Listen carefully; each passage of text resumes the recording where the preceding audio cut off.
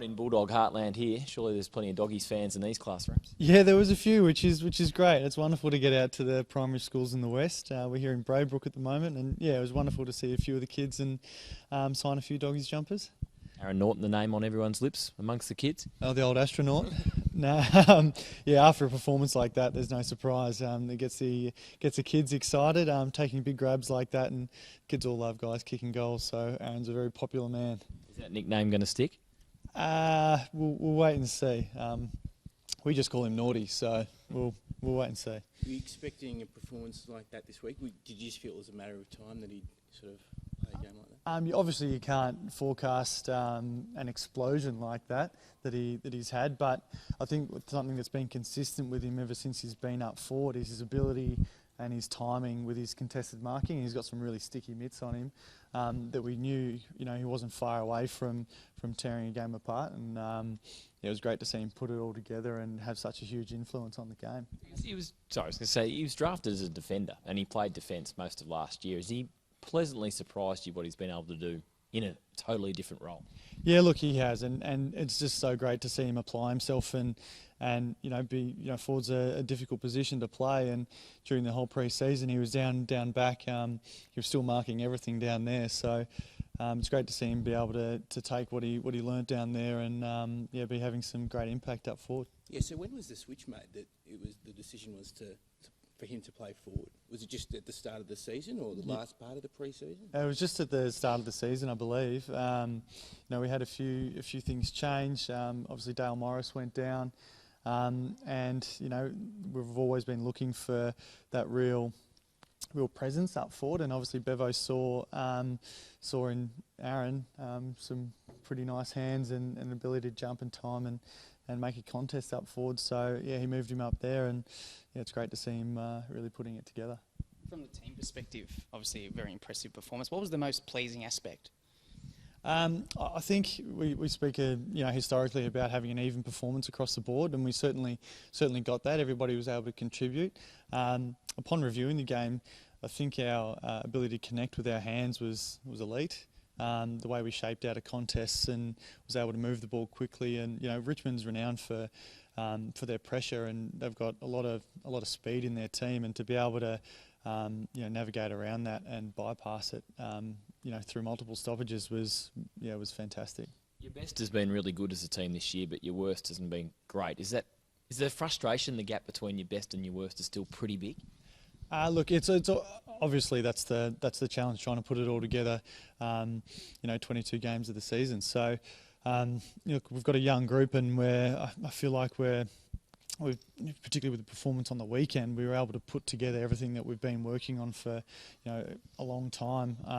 And our challenge is to be able to do that every week now. But it's great to see some guys playing in their playing some of their best football, and when we get guys being able to get the best out of themselves, we normally get a pretty even performance. Is that sort of a byproduct of the fact this is, as you say, a young group, a pretty new group, or you don't sort of use that as a reason? No, I don't think so. Look, we're always looking to get the best out of everyone, whether that's someone in their 5th game or someone in their 255th game. So. Look, every week we're never looking at how old we are, how young we are, whatever it is. It's just a matter of, all right, this is the plan. We've got the 22 to execute it. Let's go out and find a way to do it. Have you worked out sort of what this group's capable of achieving? I think everyone's trying to get a read on the Bulldogs this year. Internally, have you got a read on it?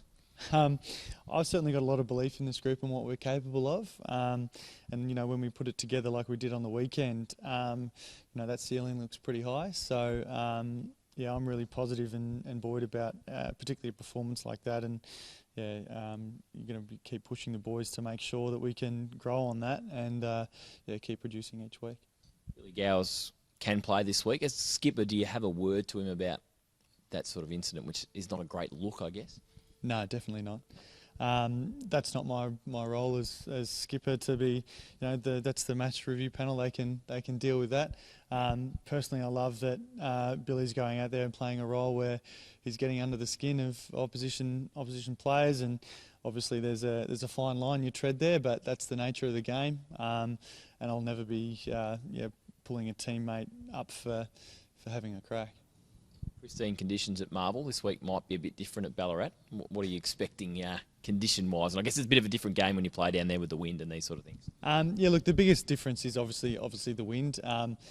They can change games, but look, the best thing about Ballarat is it's probably got the best surface I've played on in the AFL. It's absolutely pristine, and you know, if we get a clear day, it's as good a conditions as you can get for footy.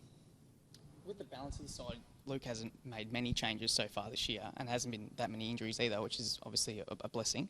But Tom Boyd is coming into a bit of form himself. Where do you see him fitting into the side that currently has been pretty stable so far? Yeah, well, look, as you mentioned, we've been fortunate being able to have a pretty consistent run with our players' health. And this is one of the great things when you get a healthy list. There's a healthy, challenge for spots. So Tom can keep banging down the door, and he played very well on the weekend. Spending time in the ruck and spending time forward, and was able to hit the scoreboard a couple of times, kicking a few goals. And I certainly see if he can. We've seen what his best can be. If he can get up towards that, then it's going to be very difficult to keep him out of the team, and very difficult for oppositions to deal with him. So, yeah, hopefully we get in there soon, and look forward to seeing his impact towards the back end of the year. Just back on Aaron, I mean, Marcus came in and had an immediate impact in AFL, and Aaron's doing the same thing. I mean, how good can he be?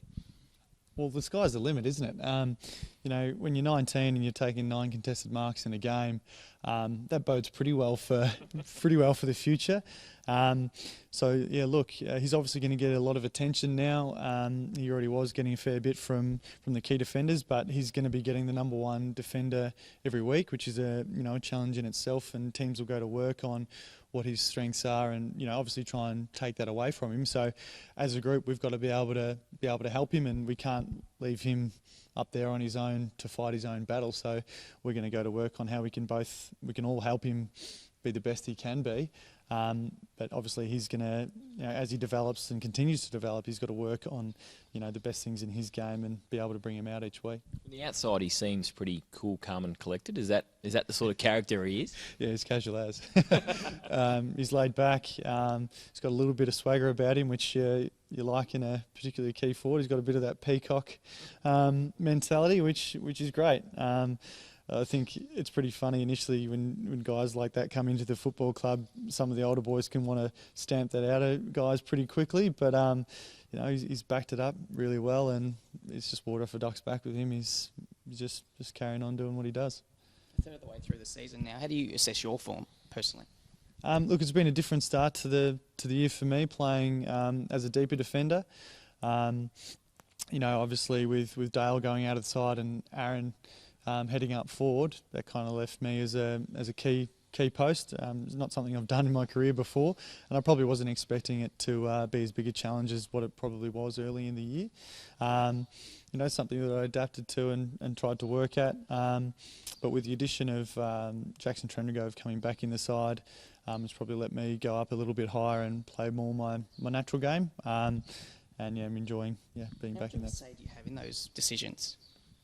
Well, I don't sit on match committee, so not a lot. But you do sit down with the coaches and you go through what how to best bring out the best in your game, I suppose. But obviously at the start of the year, it was more necessity than trying to bring out the best. I guess we're looking for what our best makeup was as a team. We obviously thought that with having a smaller defence, we'd be able to run guys off their legs, which we were able to do a few times. But it is a challenge when you're coming up against the big 2 metre boys. But there's nothing. Every season has its own unique challenges, and that's been part of mine at the start of the year. And I've enjoyed taking that on, and I'm sure there'll be more challenges to come up that we'll have to face for the rest of the year as well.